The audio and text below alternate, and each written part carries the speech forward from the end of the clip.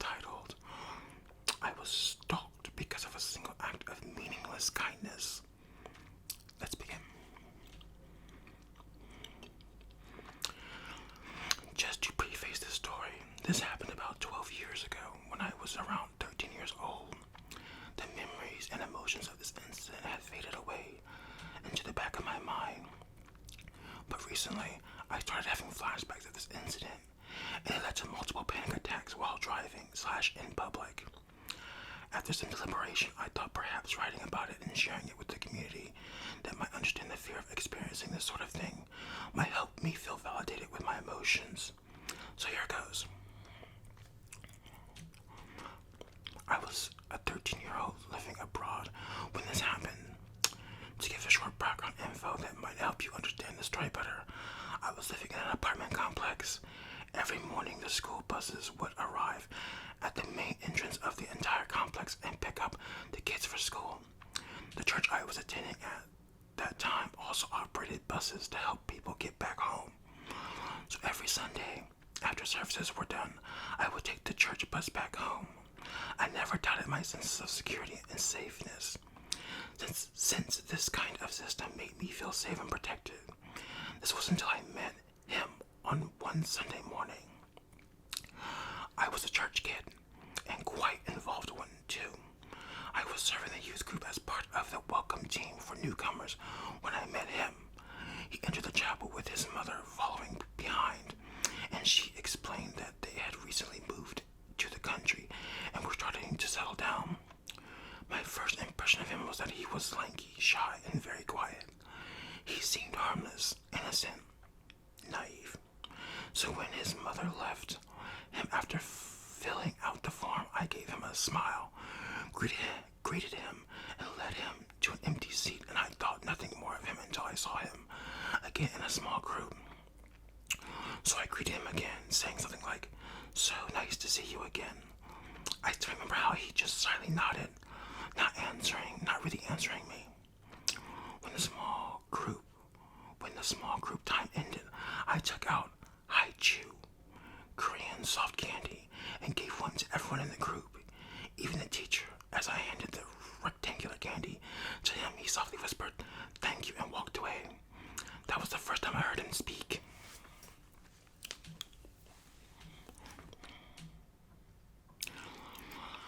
I hadn't realized that he was living the same complex as me until I got off the church bus and saw him coming down the steps of the bus as well. It was a funny coincidence, so I told him how weird it was that we were in the same small group and also living in the same complex. He nodded again, and I walked off first because he was waiting for his mom and sister, who were coming behind him. My apartment building was number 20, the first in the row of buildings. I had opened the door and was about to go in when he followed behind me. Me, still in the newcomer greeting mode, responded to this by asking him if he was living in the same building as well. He nodded again. I noticed that his mother and his sister were not here yet, so I got into the elevator first, asked him if he was going to wait for them, and he gave him my goodbye when he quietly nodded yes. Next morning, I saw him waiting in the lobby when I got out of the elevator. He was alone, and I asked him if he was waiting for his sister. He nodded, so I just gave him a quick "have a nice day" and ran off so that I wouldn't miss my school bus. And for every day that week, I saw him waiting for his sister in the lobby, standing in the corner right in front of the elevators. I didn't think much of it. I would always say hi or good morning to him, and he would just nod or wave timidly. There was nothing more to it than that. That is, until one Sunday, when I got back home after church. He was walking behind me, this time together with his sister and mom. So I thought I would be a nice girl and hold the door for them. So I waited, holding the door open, only to have all three of them walk right past my building. Strange, I thought. So I peeked my head out to see that they were entering building number 15, which was 5 buildings down the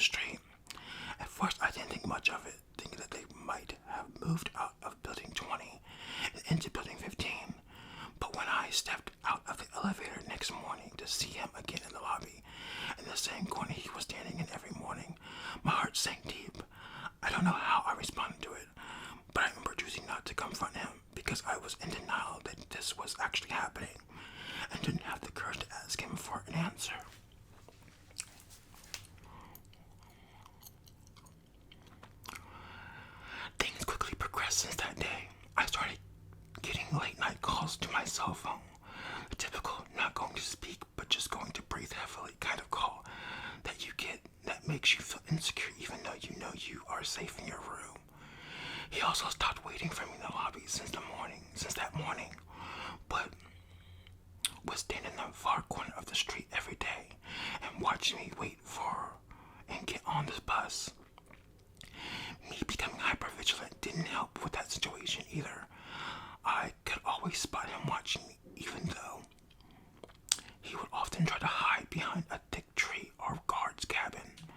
It made me feel sick to my stomach, but I don't think I felt so threatened and cornered to the point, at least at that moment, that I wanted to seek adult help. I was a very private teenager who was already keeping some traumatic experiences a secret from my parents. So naturally, this felt like another secret that I would keep so that they wouldn't worry about me. At church, I kept up my bright facade, but would distance myself as far as possible to avoid any sort of contact with him. I actively put this distance between him and me because whenever I decided to play my facade and say hi to him instead of returning my greetings, he would stare once at me. He would stare once at my face and then just drop his gaze down to my private areas. The fact that it was summer and I was wearing shorts did not help at all whenever he stared at my thighs and between my legs. The shame, the embarrassment, the feeling that I was being dirtied by his gaze, the anxiety, the paranoia, it was too much for me. I started skipping the small group sessions and left right after the youth group ended so I would avoid getting home with him at the same time. On days that I did happen to attend small group, I just sat quietly, unwilling to speak a single word while he stared at me intensely. One day, while the teacher was leading the discussion, he suddenly burst into an angry yell, shouting, "Why do you keep ignoring me when you clearly know that I like you?" Needless to say, I was embarrassed, ashamed, shocked, and terrified all at the same time. The teacher tried to de-escalate the situation, but he stormed out after yelling out how frustrated he was with me for not returning his affection. I wanted to leave as well, but the fear that I might run into him made me stay in my seat while everyone in the group quietly whispered among themselves about the sudden drama that happened before them. It was a huge shock to me that he was doing all these things because he liked me, but what shook me more at the moment was the fact that the teacher didn't seem to be fazed at all by this sudden outburst. She didn't seem surprised by the fact that he had such feelings for me. Instead, she casted glances at me in some sort of knowing in her eyes. I had always wondered how he got a hold of my number. That was it. The teacher dismissed everyone, but asked me to stay. I was always the model student at church, but the moment I was left alone with her, I lost it. I cursed and swore I demanded her to tell me if she knew how he was making my life miserable. She told me she knew he liked me. Apparently he started liking me because of the stupid ass candy I gave him on the first day. She had given him my number because she thought it was cute seeing him like me so much. So I told her what he had been doing. How he waited for me every morning in the lobby, even though he lived in a different building. How he would stare and watch me from the corner of the street. How he would stare between my thighs and my chest. How he would call me late night with heavy breathing and all. I was having trouble speaking and breathing because of how much I was crying, but I remember yelling, "He is like a fucking stalker." And that was when I fully recognized that I was being stalked. When I became quiet due to the shock of realization. The teacher took her chance to speak and told me that he was a mentally troubled kid who didn't know better, so I needed to just bear with it. That was the end of the conversation. Honestly, there is a gap in my memory after that day, so it's hard for me to recall what events had led up to it. But the last time I saw him was when I had the most fearful encounter with him. I was already on the church bus waiting. There were two girls sitting a couple rows ahead of me, and the bus was silent other than that. I was sitting by the aisle when I saw him get on the bus. The strange thing was The strange thing was that when he got on, the two girls suddenly turned extremely hostile towards him and told him to get the F off the bus, calling him an effing pervert. He responded angrily, you whores aren't the ones I want to see anyways, so shut up. This was the first time I heard him speak such profanities, so I honestly was shocked. Then he fixed his eyes straight at me, walked over to where I was, and sat diagonally behind my seat. My heart was pounding at the time, and I wanted to sit by the window to hide from his gaze, but I was scared that he would think of it as an invitation to sit next to me. So I stayed frozen in my seat until more people came in, and only moved to the window seat when an adult asked if they could sit next to me.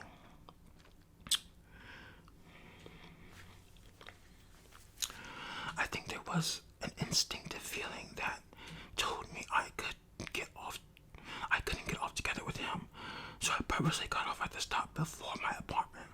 It was only a 600-meter walk from the bus stop to my home. So I mixed in with the people and got off the bus with them. The bus had stopped by the side of the entrance of another apartment complex. I just needed to walk down the street to get to mine, but the street was empty and deserted because it was one of those areas that were waiting to be developed by the city. So I started walking towards my home when I realized that he had gotten off with me. He was walking a few feet behind me, and my gut wrenched as he got closer and closer. Something told me being alone with them on the street was dangerous, so I broke into a run until I saw an alley that parted off from the road. In my panic, I turned into the alley and was relieved when I saw there were some smaller shops that were busy with people. There were people hanging in the alley, chilling by the benches outside and stuff. I was certain that he couldn't have followed me into the alley after I ran, but still looked behind me to check in that case. But there he was, still following me. He had ran after me. My relief quickly turned into terror, and I hastened my pace, purposefully weaving in between people in hopes of losing him. But whenever I looked back, I could still see him. Eventually, the people hanging by the shops thinned out, and I was walking in an empty alley on the opposite end of the alley. I could see there was a bigger road with more cars and people. I was already quite out of breath as I wasn't a fit person, but with my last strength I ran for the busy road, hoping to lose him if he was still behind me. I stopped once I reached the busy road and turned around to look into an empty alley. I stood for an extra minute staring into the alley to confirm that he wasn't following me. Unfortunately, my friend's house was close by. Fortunately, my friend's house was close by, and so I stayed at her place until I thought it was safe enough to walk back home. That was the last time I saw him. I stopped going to small groups. I started serving children's department as an accompanist so I could avoid going to the youth group. I didn't see him again after that, but one time I happened to meet my small group teacher. She told me that he had left the country. Apparently, he was reported multiple times at school for lewd behavior, such as sneaking into the girls' restroom. That was why the girls on that bus were crossed out by him, and in the end, had to be expelled from the school.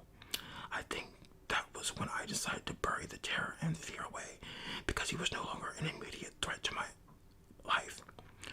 Funny story though, after that whole incident, I had to watch Ferris Bueller's Day Off at school, but the moment Ferris' friend, Cameron Fry, showed on the screen, I had to run to the bathroom to throw up, because the actor's face looked exactly like him, and just watching his face brought back the trauma. Now, I can watch the movie, but looking at Cameron's face still gives me anxiety. Anyways, if anyone has made it to the end of this long post, thank you for staying through this with me. I often wonder what might have become of him, and wonder if his parents knew I often wonder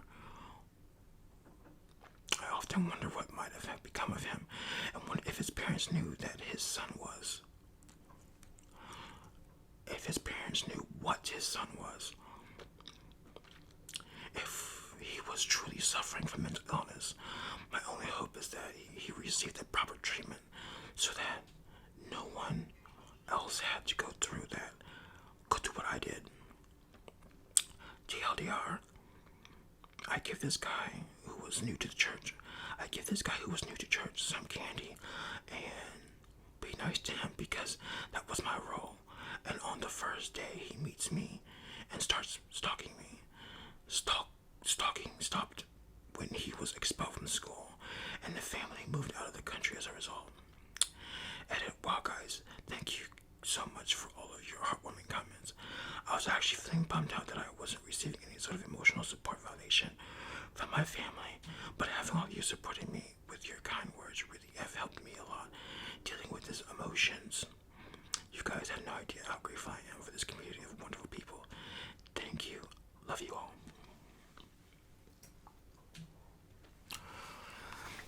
So there you have it, another Let's Not Meet story.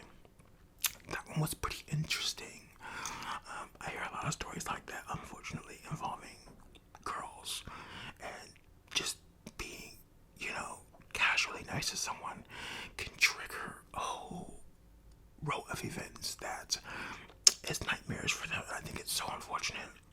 But that is the video. So I do have more planned in the future. So just stay tuned. I hope you liked this video. If you did, drop a like.